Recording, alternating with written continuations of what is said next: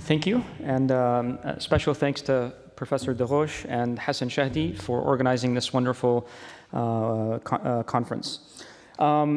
So I made a small adjustment to the title of my paper here. I wanted to focus in a little bit on a specific principle of Qur'anic textual criticism. So I wanted to revisit a principle of Qur'anic textual criticism, and specifically this has to do with the role of Qur'anic self-similarity. And I'll talk a little bit more about that, and how it affects and how it influences scribal habits in the Qur'an. So many of us here who engage in the textual criticism of the Qur'an rely in some way, shape, or form on the taxonomies that have been developed in biblical textual criticism. And there are several, and so here I just borrowed one by Emmanuel Tov, and here he essentially splits up variance. So this is the characterization of variance into minuses and pluses. So this is a more objective way of describing variance compared to omissions and additions. And those, of course, can be broken further down into random omissions and haplographies, etc. The same also applies to pluses. You have tautographies, you can have doublets. And then there's a catch-all category of changes. So this can be a scribe interchanging letters due to graphic similarity or phonetic similarity.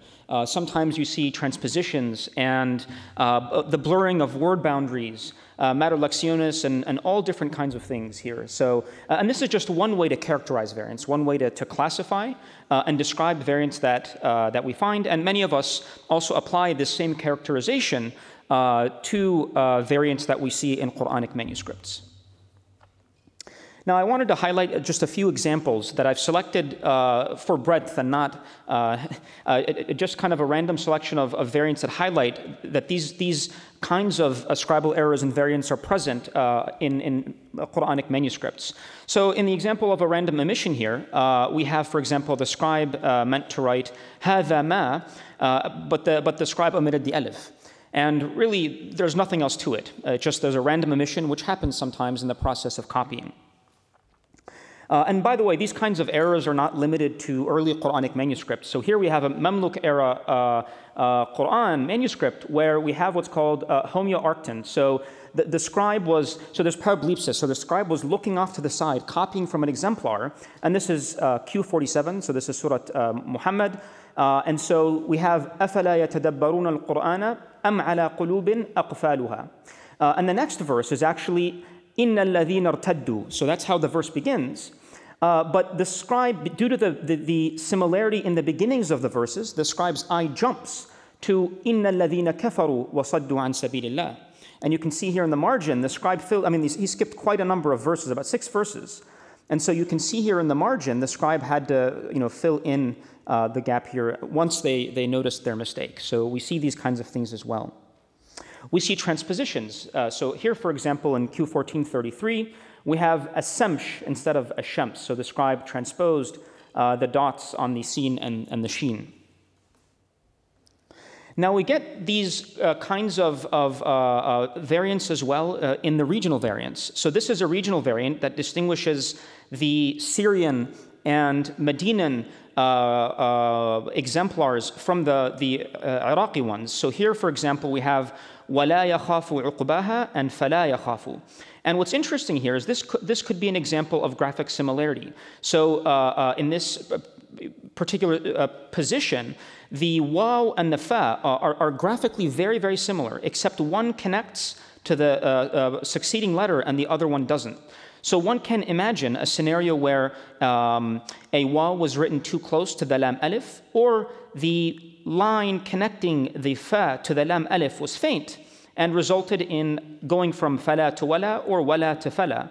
And that can be responsible for that degree of variation as well. So not only are these present at the level of regional variants, one could make the case that we get these kinds of variants in the archetype itself, the Uthmanic archetype. In this case, it would potentially be a haplography and a word division variant. So in Q74, verse 33, we have وَاللَّيْلِ إِذْ أَدْبَرَ, or depending on the reading, وَاللَّيْلِ إِذَا دَبَرَ. So the word division is blurry. Does that alif belong to the idh, or does that alif belong to dabara? And what's interesting is the verse right after that is وَالصُّبْحِ إِذَا أَسْفَرَ. So, it seems interesting, or it seems likely that potentially this verse was وَاللَّيْلِ إِذَا أَدْبَرَ. So it would have originally been meant to be written with 2 alifs, but the scribe forgot to transcribe one of them. And we see in a number of early manuscripts, you can see the alif here was erased. We have إِذَا أَدْبَرَ, and also here we have إِذَا with the alif erased, إِذَا أَدْبَرَ. But of course, in other manuscripts, such as this one I have up here, this is a B2 manuscript, we have what's in the received text, or the Cairo edition, we have إِذَا دَبَرَ or إِذْ أَدْبَرَ. So these are just some, a selection of the kinds of variants that fall into the different categories that I highlighted earlier. Now, we can distinguish between characterizing the variants themselves and describing the causes of those errors or the causes of the variants. So in 3 broad categories, we have faulty eyesight. So, this is a slightly different one, but here we have يَوْمَ خَلَقَ. And you can see as the scribe was writing, you could imagine that the scribe's eye just shifted a little bit to the next word, خَلَقَ, the qaf, and began writing a qaf here before realizing their mistake, and then they very, very elegantly erased it and then converted it into a meme. And this happens in Q9. One can also make the case that there are examples of faulty hearing. So here we have the example of وَلَلَبَسْنَا. So the received text is وَلَلَبَسْنَا عَلَيْهِمْ مَا يَلْبِسُونَ. And the scribe here wrote عَلَيْهِ مِمَّا يَلْبِسُونَ. Now, one could argue that this is the result of dictation, and the scribe might have misheard something, but it could also be the scribe reading out loud as they were writing, and just mixing up عَلَيْهِ مِمَّا and عَلَيْهِمْ مَا يَلْبِسُونَ. We see that as well. And of course, we get errors of the mind, and this is a very broad category. And what I wanted to focus on specifically is one particular type of error of the mind, which is assimilation of parallels.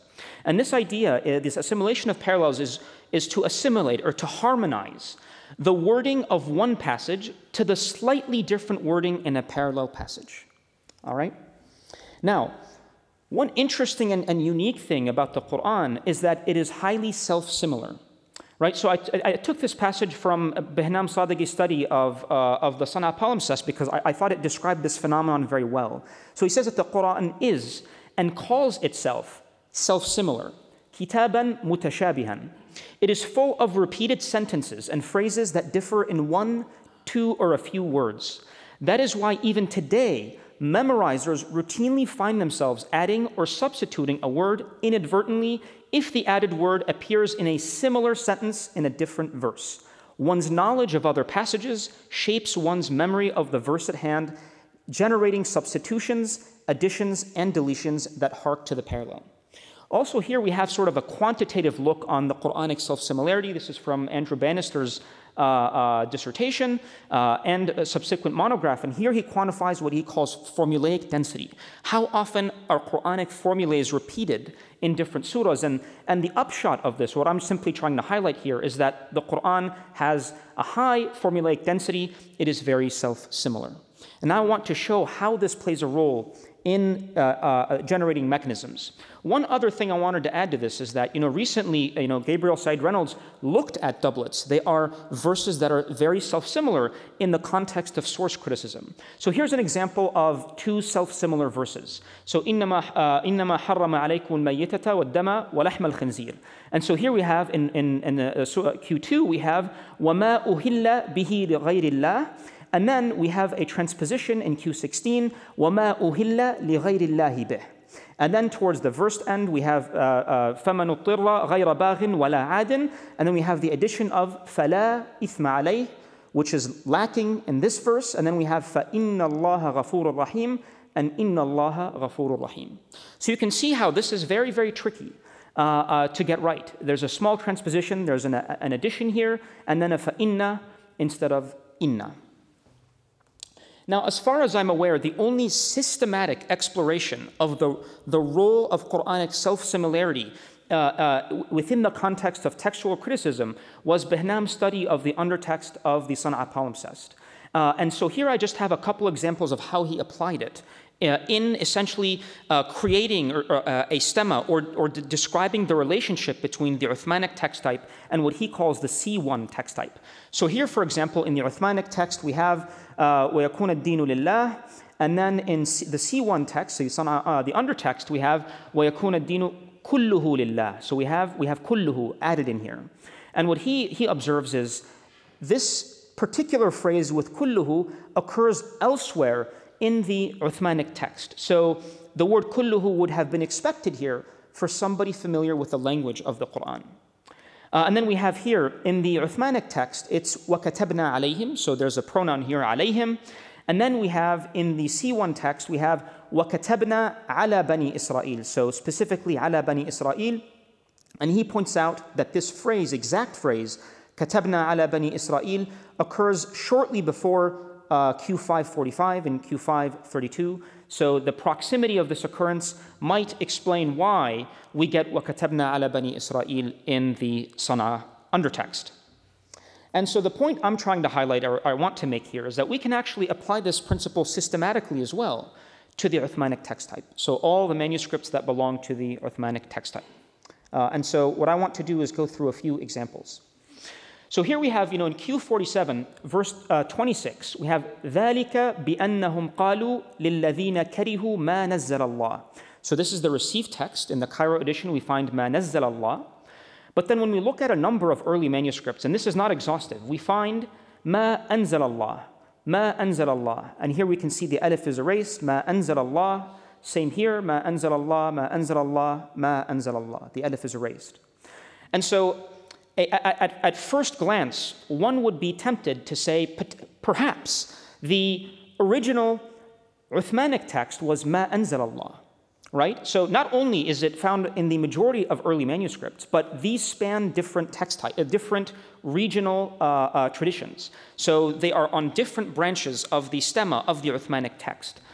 So one would say it's very compelling to say that potentially the original text was مَا أَنزَلَ اللَّهِ, and for perhaps whatever reason, that was changed or it was received differently as مَا نَزَلَ اللَّهِ. But this is an incomplete picture. If we actually look at Q47:9, so just a short number of verses earlier, we have ذَلِكَ بِأَنَّهُمْ كَرِهُوا مَا أَنزَلَ اللَّهِ فَأَحْبَطَ أَعْمَالَهُم. And you can see how this is very similar to verse 26, where we have ذَلِكَ بِأَنَّهُمْ قَالُوا لِلَّذِينَ كَرِهُوا مَا نَزَّلَ اللَّهِ.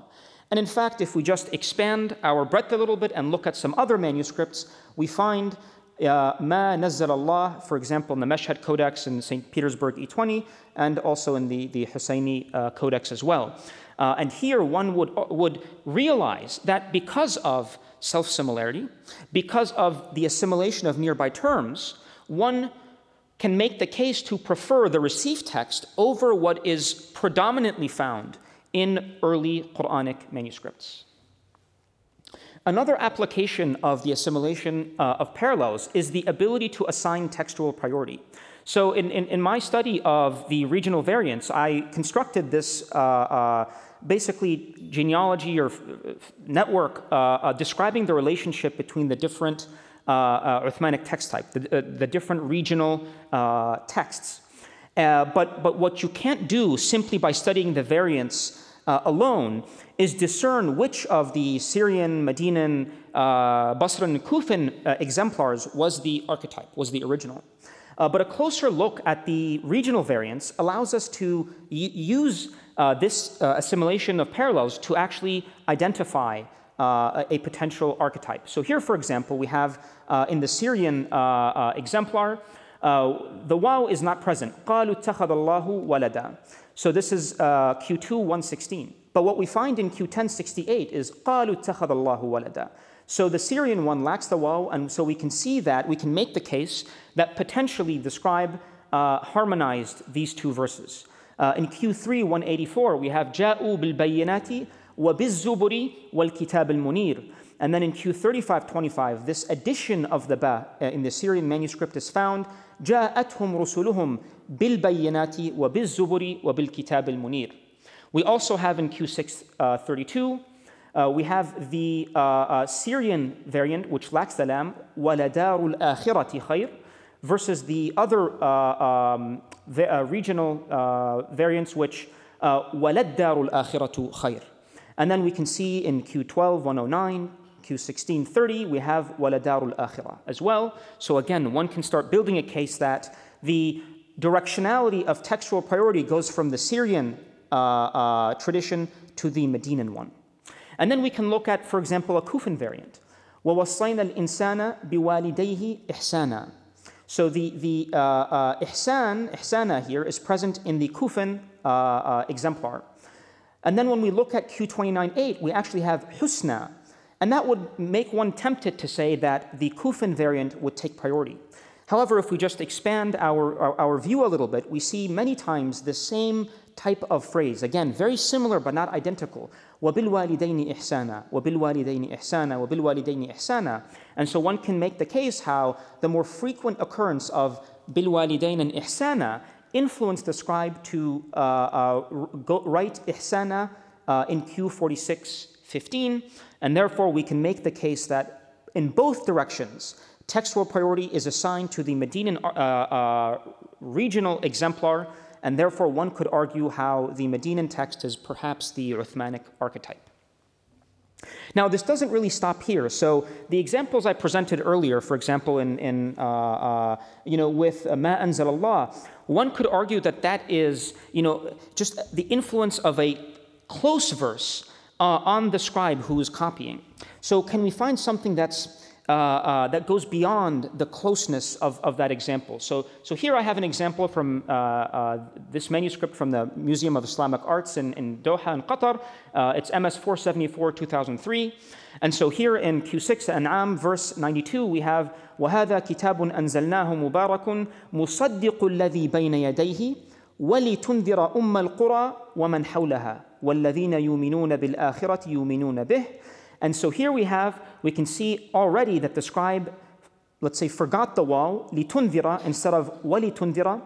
And then we see something else here that's been erased. Whether or not the original scribe erased it or it was someone else, it doesn't matter, but there was something else written here. And then we have, the waw, walladhina walladhina yu'minuna bil akhirati, and then wa yu'minuna bihi here. But the point I want to make is, if we actually zoom in a little bit, we see وَمَنْ حَوْلَهَا wa, and then here we have the faint tracing of تُنذِرَ يَوْم, تُنذِرَ يَوْم. And in fact, if we look at Q42:7, we see لِتُنذِرَ أُمَّ الْقُرَى وَمَنْ حَوْلَهَا وَتُنذِرَ يَوْمَ الْجَمْعِ لَا رَيْبَ فِيهِ. So it appears that the scribe, as they were copying, jumped from Q6 to Q42, realized their mistake, and started copying from Q6 again. Now, what's interesting here is these two verses are in vastly different parts of the Quran. And we can actually start to understand and profile what was happening in the mind of the scribe. So the scribe recalled a portion of a similar verse at this location. Now, what this implies is that the scribe must have been well acquainted with the contents of the Quran, because you cannot recall something that you never learned. So the scribe either knew that verse by heart or had copied enough Qur'ans that they had some degree of familiarity with the text that resulted in them making this mistake. And that the scribe was presumably not glancing at the exemplar the moment they copied that portion of text. But the scribe recognized their mistake and corrected themselves, and that's likely when they glanced back at the exemplar they were copying from. So we can get detailed insight into a very precise mechanism of what might have happened in that instance. And the thing that I think the interesting implication of this is that it indicates to us, and this is not unique, so this is found I've seen this across a number of manuscripts. And what's interesting here is that what this does is it tells us that the process of written transmission was probably more complex than a very mechanical letter-for-letter copying. And I give the example here of Ni'mat Allah, which highlights, Marijn van Putta's paper that I think it very convincingly shows that the Quran, the Uthmanic text, was transmitted through writing. But what I want to highlight here is it's actually a little bit more subtle. And in fact, when we look at other types of orthographic practices in the Quran, like monoverbation, so innama as two separate words versus innama as one word, we see a lot more variation in manuscripts compared to certain phrases like ni'matallah. And so to me, this indicates that scribes had some degree, perhaps intimate familiarity with the text of the Quran that led them to make these kinds of mistakes, that led assimilations of parallel to influence the fidelity of their copying. Finally, what I wanted to do is highlight that all of this falls under the umbrella of the genre. There's actually a genre of literature out there called Mutashabih al-Quran, and so one of the earliest works in the subject is actually by al-Kisa'i, who is one of the 7 canonical readers, and there's a modern manifestation of this, which are print Qur'ans that are designed for hufab, for memorizers of the Quran, and what they do is they highlight in red portions of text that have highly similar but slightly different phrases in other portions of the Quran, and then they give examples of those in the margins of the page. And what's very interesting is one can go to a text like this, so an annotated mushaf, and can look up instances where the author or authors of these works have highlighted mutashabihat, and can go to manuscripts and fairly reliably find locations where scribes have made mistakes. And so I guess with that, I realize I'm out of time, and I'll stop here, and I hope you all can appreciate how important self-similarity is when we start applying the fundamentals of textual criticism to the transmission of Qur'anic manuscripts. Thank you.